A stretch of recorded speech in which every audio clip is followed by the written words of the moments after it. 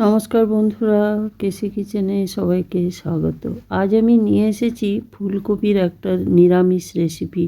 এই রকম ফুলকপির রেসিপি কিন্তু রুটি, পরোটা, লুচি বা ভাত সব জিনিসের সাথেই খেতে ভীষণভাবে ভালো লাগে।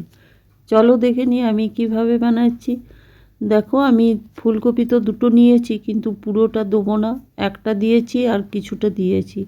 এগুলোকে এইভাবে কেটে নিয়েছি। কেটে নেওয়ার পরে এইদিকে একটা কড়াইয়ের মধ্যে গরম জল বসিয়ে ডাঁটিগুলো নিচের দিকে দিয়ে আমি ওগুলোকে সমস্ত 1 মিনিটের মতো ফুটিয়ে নেবো। ডাঁটিটা নিচের দিকে দিলে কি হয়, ডাঁটিটা এমনিতে একটু শক্ত থাকে, তাহলে কিন্তু একটু ভালো রকম নরম হয়ে যাবে। এরপর এর মধ্যে 1 চামচ নুন দিয়ে আমি ওইদিকে ফুটতে দিলাম। ততক্ষণে মশলাটা করে নিই। দেখো, ধনে, গোলমরিচ, গোটা জিরে আর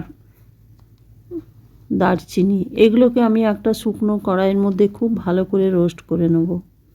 1 চামচ ধনে দিয়েছি, 1 চামচ জিরে আর কয়েকটা গোলমরিচ আর 1 ইঞ্চির মতো দারচিনি। এটাকে খুব ভালো করে গরম কড়াইয়ের মধ্যে রোস্ট করে নেব। তোমরা তো নানা রকমভাবে ফুলকপির তরকারি খেয়ে থাকো, একদিন এইভাবে ভাজা মশলা দিয়ে করে দেখো, খেতে অসম্ভব টেস্ট লাগে। আর নিরামিষ দিনে তো এরকম তরকারি খুবই ভালো লাগে ভাতের সঙ্গে বা রুটি পরোটার সাথে। দেখো, আমার ওটা ভাজা হয়ে গেছে। এবার আমি একটা প্লেটের মধ্যে উঠিয়ে রেখে নিলাম। তারপরে এইদিকে ফিরে এসে দেখো 1 মিনিটের মতো এটা আমার একটু ফুটে গেছে। এটার মধ্যে নুন দেওয়ার কারণ এইটাই যে যত সমস্ত পোকামাকড় থাকে, এখন তো ফুলকপিতে অনেক কিছুই থাকে, সেগুলো মরে যাবে। তারপরে দেখো ওই ভাজা মশলাটা দিয়ে দিলাম, একটা টমেটো, একটা কাঁচা লঙ্কা আর 1 ইঞ্চির মতো আদা আমি একটু জল দিয়ে ওইদিকে পেস্ট করে রেখে দিলাম। তারপরে এই দিকে ফিরে এসে দেখো কড়াইটা চড়িয়ে তার মধ্যে আমি 1 চামচের মতো তেল দিয়ে দিলাম। তেলটা গরম হয়ে যাওয়ার পরে ওইদিকে যে ফুলকপিগুলো আমি ছেঁকে রেখেছি সেইগুলো আমি দিয়ে দিলাম। দিয়ে দেওয়ার পরে বেশ ভালো করে একটু লাল লাল করে ভেজে নিতে হবে ফুলকপিটা। ফুলকপি ভাজতে ভাজতে দেখো আমি একটুখানি 1/2 চামচের মতো এর মধ্যে হলুদ দিয়ে দেবো। হলুদ দিয়ে দিলে কী হবে, ফুলকপির রঙটা খুব ভালো হয় আর ভাজাটাও খুব ভালোভাবে ভাজা যাবে।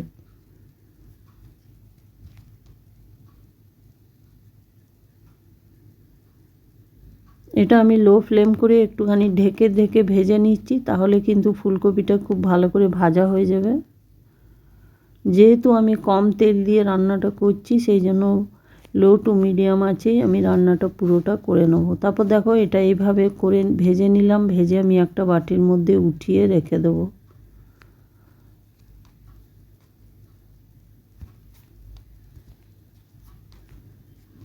একটা বাটির মধ্যে উঠিয়ে রেখে দেওয়ার পরে দেখো আরও 1 চামচের মতো আমি এটাতে তেল দিয়ে দিলাম। খুব সামান্য, 1 চামচও নয়, আধা চামচের মতো আমি তেল দিয়ে দিলাম। তেল দিয়ে দেওয়ার পরে এর মধ্যে আমি একটুখানি 1/2 চামচের মতো আমি 5 ফোড়ন দিয়ে দেবো। আর একটা শুকনো লঙ্কা আর 1/2 চামচের মতো আমি 5 ফোড়ন দিয়ে দিলাম তেলটার মধ্যে। দিয়ে দেওয়ার পর ওইদিকে যে ভাজা মশলাটা আমি পেস্ট করে রেখেছি সেই মশলাটা আমি দিয়ে দিলাম। দিয়ে দেওয়ার পরে মশলাটা বেশ ভালো করে খানিকক্ষণ কষিয়ে নেব।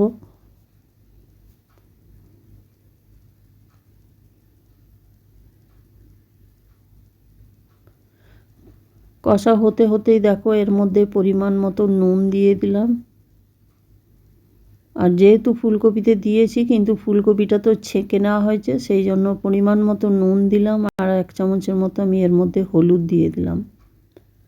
হলুদ দিয়ে দেওয়ার পরে মশলাটা বেশ খানিকক্ষণ ধরে লো টু মিডিয়াম আছে এটাকে কষিয়ে নেবো। তবে আমি একটু হালকা জল দিয়ে দিয়ে কষাবো, কেন কি ভীষণই কম তেলে রান্না করছি আমি।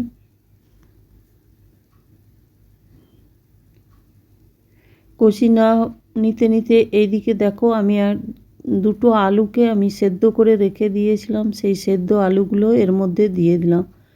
তোমরা চাইলে কাঁচা আলু দিয়েও করে নিতে পারো, তখন সেটা ফুলকপির সঙ্গে ভালো করে ভেজে নিতে হবে। যেহেতু ফুলকপিটা ভীষণই নরম, সেই জন্য আমি আলুটা সেদ্ধ করে নিয়েছি। আর সেদ্ধ আলু দিয়ে ফুলকপি করলে না খেতে ভীষণ ভালো লাগে, আর কম তেল মশলায় গ্রেভিটাও খুব সুন্দর হয়। দেখো আলুটা দিয়ে একটু নেড়ে চেড়ে নেবার পরে ওইদিকে যে ফুলকপিগুলো ভেজে উঠিয়ে রেখেছি সেই ফুলকপিগুলো দিয়ে দিলাম। দিয়ে দেওয়ার পরে 1-2 মিনিট আরও কষিয়ে নিলাম।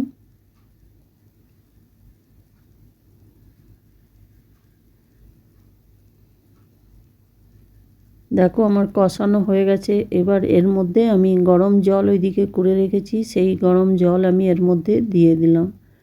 খুব বেশি পরিমাণ দেব না, কেন কি আলুটা আমার সেদ্ধ করা আছে আর ফুলকপিগুলো ভাজতে ভাজতে অনেকটাই নরম হয়ে গেছে।